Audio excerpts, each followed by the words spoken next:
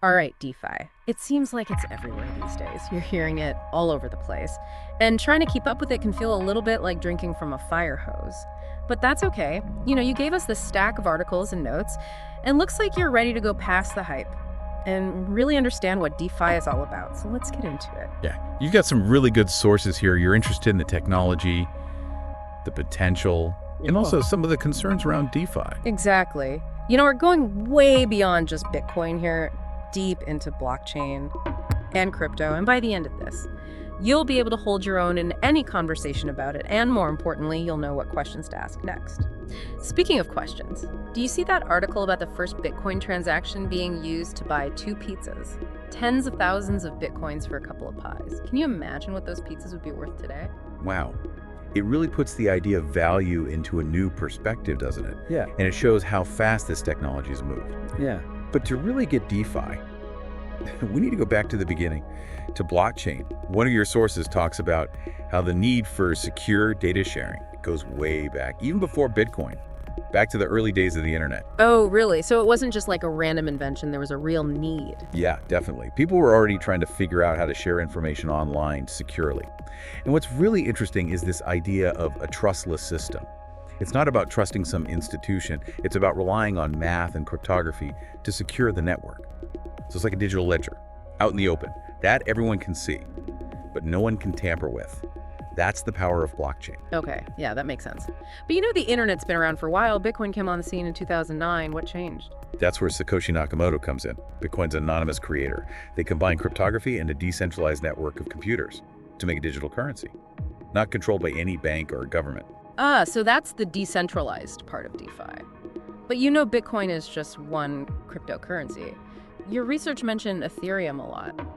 What's the difference? How does that all fit in? Ethereum is like Bitcoin's more versatile cousin. It's not just a currency, it's a platform. And it allows for something called smart contracts. Imagine a vending machine for financial services. You put in your crypto, and it automatically executes based on rules. Wait, you're saying I could get a loan, earn interest, without a bank? Is that where DeFi comes in? Exactly. DeFi uses these smart contracts to offer traditional financial services, but without the middleman. Wow. That sounds really empowering, especially for people who don't have access to traditional banking. One of the articles talked about how DeFi can empower people in parts of the world where traditional banking is limited. Yeah, definitely. It has the potential to create a more inclusive financial system. Right. Your sources also talk about the risks. Imagine taking out a loan on a DeFi platform, like an off. When Ethereum is at $4,000, then the price crashes to $2,000. Your collateral is worth half. You could lose everything. That's the kind of volatility we're talking about. Oh, wow. Okay, I hadn't considered that. So it's not like a perfect solution. There are some real downsides. Yeah, exactly. DeFi has its own challenges, like regulatory uncertainty. Governments are still figuring out how to approach this new technology. And the lack of clear rules can create uncertainty and risk for users. Okay, so it's this balance between the potential benefits and the risks. It sounds like it's really important to do your research and understand the risks. But what's really interesting is that this goes way beyond just finance. Like one of the articles even mentioned using blockchain to ensure ethical sourcing in the fishing industry. It all comes back to trust. Just like with financial transactions. Yeah. Anywhere you need transparency and security, blockchain can be used. It's like a digital fingerprint you can't forge. Yeah, it makes you wonder how many industries are going to be impacted by this in the next couple of years. It's definitely a space to watch. And that's just scratching the surface of DeFi. Ready to dive into some real-world examples. Let's do it. Oh. Okay, real-world examples. When I first heard about DeFi, I thought it was all theoretical, like something out of a sci-fi novel. But your sources had some really interesting examples. Right. It's not just an abstract concept. It's being used by real people to solve real problems. Yeah. Like one of the most popular applications is yield farming. You lend your cryptocurrency to a DeFi protocol, and you earn interest in return. It's like putting your money in a high-yield savings account, but instead of a bank, it's a decentralized platform. So you're saying I could earn interest on my crypto? That's way better than letting it just sit in my digital wallet. How does that actually work? Can you give me an example? Sure, one of your sources talks about this platform called Aave. Let's say you have some Ethereum. You can deposit it into Aave and earn interest. Aave uses something called an algorithmic interest rate model. This means that the interest rates are determined automatically, based on supply and demand. Oh, wow. So it's like a free market for crypto lending. If more people are lending their Ethereum, the interest rate goes down, and if more people want to borrow, the rate goes up. Exactly. It's self-regulating and responds to market conditions. I can see why people are excited about this. But it also sounds a little bit like the Wild West. What are some of the risks? Well, one of the biggest risks is smart contract risk. Remember, smart contracts are like vending machines. Well, just like any code, they can have bugs or vulnerabilities. Hackers could exploit these. And if a smart contract is poorly designed, it could lead to a loss of funds. So even though blockchain itself is secure, the applications built on top of it might not be. It's a good reminder to do your research. Exactly. It's super important to use reputable platforms. Another risk is scams and rug pulls. They're pretty common in the DeFi space. Rug pulls. Those sound kind of scary. What are those? It's when a developer hypes up a new DeFi project, attracts investors, and then disappears with all the funds. It's a reminder that while DeFi has this huge potential, it's still a young space, unregulated, which attracts some bad actors. So it's all about being cautious and doing your due diligence. You know, before we started this, I thought DeFi was just about lending and borrowing. But your sources made me realize it's much bigger than that. Like you mentioned decentralized exchanges, or DEX. Can you tell me more about those? Sure. With a DEX, you're trading crypto directly with other users without going through a centralized exchange like Coinbase or Binance. It's like peer-to-peer trading, but for crypto. So there's no company in the middle, just you and another person connecting through the blockchain. Yep. And it's all done with smart contracts. That's incredible. What are some of the advantages of using a DEX? One is privacy. With the traditional exchange, you usually have to give them a lot of personal information, but with the DEX, you can trade anonymously. I can see why that would be appealing. Right. What else? Security. With a traditional exchange, your funds are held by the platform. So if they get hacked or go bankrupt, you could lose everything. But with a DEX, you control your own private keys. So it's like the difference between storing your money in a bank versus hiding it under your mattress. That's a good analogy.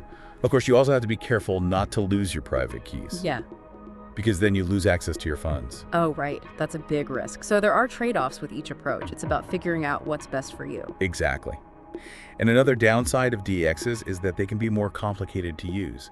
You need to understand how to manage your keys and interact with smart contracts. It sounds like DeFi requires more technical knowledge than traditional finance. That's true, at least for now. But there's lots of resources out there to help people learn. And as the technology gets better, it'll be easier for everyone to use. Okay, so we talked about lending, borrowing, trading on these decentralized platforms, but one of your sources mentioned something else, using blockchain for supply chain management. How does blockchain work for shipping and logistics? It's a really interesting application. Blockchain is great for tracking goods as they move through the supply chain, like a digital trail that follows a product from the beginning to the end. So, for example, you could track a shipment of coffee beans from a farm in Colombia to my local coffee shop. Exactly. At every step, information about the shipment is recorded on the blockchain, like the location, temperature, even the ethical sourcing practices. It creates a permanent record that can't be tampered with. Wow, that's amazing. It sounds like that could really improve transparency and accountability. Are companies actually using this? Yes. Companies like Walmart, IBM, Maersk, they're already experimenting with blockchain for supply chain management. And there are tons of startups popping up, developing new solutions. That's exciting. What are the benefits of using blockchain for this? It can help reduce fraud because the blockchain is immutable. It's really hard to tamper with the records.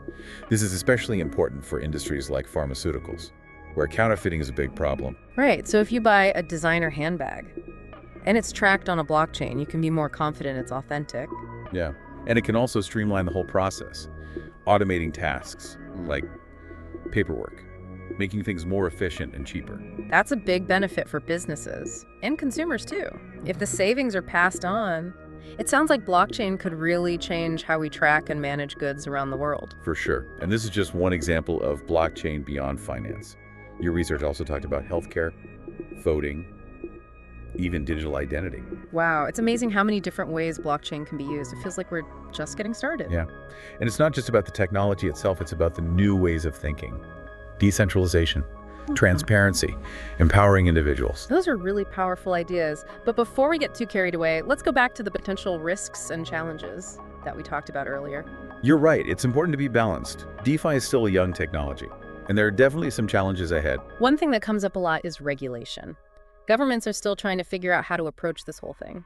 Yeah, it's a tricky question. How do you regulate a system that's meant to operate outside of traditional structures? It's causing a lot of debate. Some people think DeFi should be totally unregulated. Others think there should be some rules to protect people and prevent fraud. Finding the right balance is going to be really important. Yeah, for sure. And it'll take time to figure it out. Another concern I have is inequality. We talked about how DeFi can help people who don't have access to banks, but what about people who don't have access to technology or the knowledge to use these systems? That's a really important point. DeFi could actually make the digital divide worse. So we need to make sure everyone has the knowledge and tools to participate. Yes. Education and access are essential. Okay, I think that's a good place to stop for now. We've talked about a lot, from the technical details of how DeFi works to the bigger social and economic implications.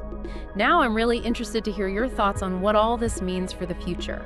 How might DeFi change our relationship with money and value?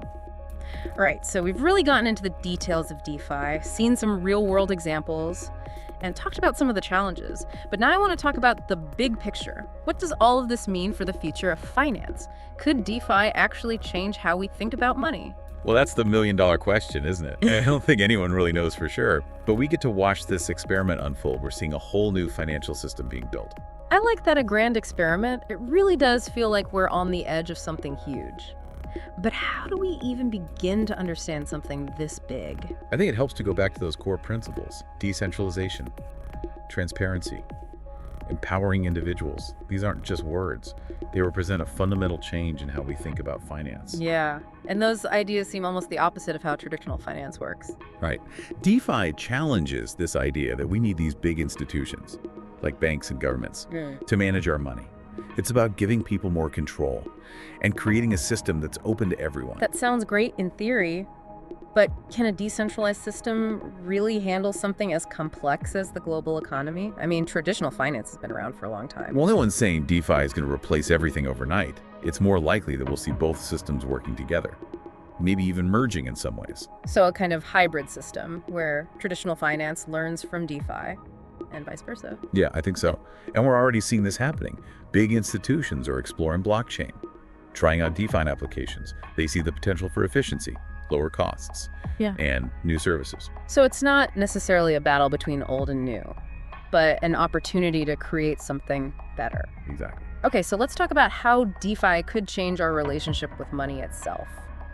Do you think it could really change how we think about value? Oh, definitely. DeFi challenges a lot of those old ideas about money. Value isn't just about dollars and euros anymore. We're seeing all these new digital assets, cryptocurrencies, NFTs, and they're changing how we think about ownership and investment. It's like the internet of value, where anything can be traded. Yeah, it is. And it raises a lot of questions about the future of economics. How do we value these new assets? How do we prevent scams in a decentralized world? These are all things we need to figure out. It feels like we're entering uncharted territory. We are. Your research talked about DeFi creating a more democratic financial system. Is that really possible? It has the potential, but it depends